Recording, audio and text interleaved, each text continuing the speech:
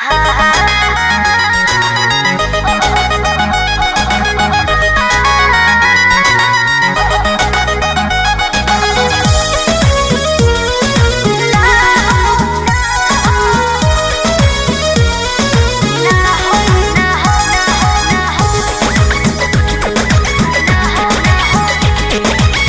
खाली मिलन बुलाती हो, चुमा में पखान डगराती हो। रोज खाली मिलन बुलाती हो, चुमा में पखान डगराती हो। असली चीज दिखा के तू रही से न कोई भूखा हो ना हो ना ये दादा ना हो, ऐसे ज्यादा ना हो, ना ये दादा ना हो, ऐसे ज्यादा ना हो।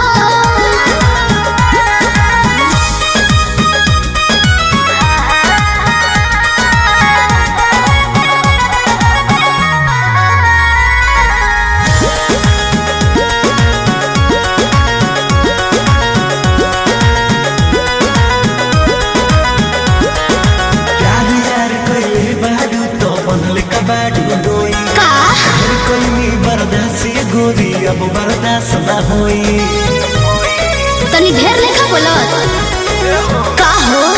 यार यार कइले बारू त बनले कबाड़ू डोई। ढेर कइनी बर्दाश्त गोरी अब बर्दाश्त ना होई। डोरल भरबा बहुते लागल, प्रीत के बीच ना बोई। शादी से पहले बापू कमाऊ ना होई। कवना बात के चिंता बड़ुए खुल के खूबे खाओ जय हो। ना ये दादा ना हो, ऐसे ज्यादा ना हो,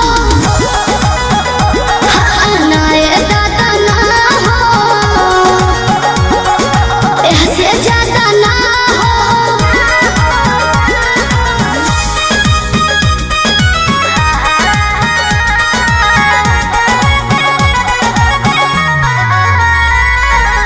Music by Arya Sharma.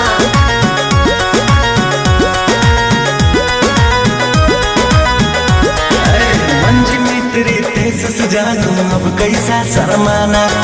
Love marriage करके जब तुमको हमारे घर है आना। अपन को तेरे घर नहीं आना है, समझा। तू मेरी है हम तेरे हैं, फिर कैसा शर्माना। लव मैरिज करके जब तुमको हमारे घर है आना। चिकन चिकन बात में राजा हम ना तहरा करेबो, जब से नूर डलबो तो हम तोहरा के न मना करेबो। हार्ट बीट बढ़ल बा दिल के बहिया में आ जाओ।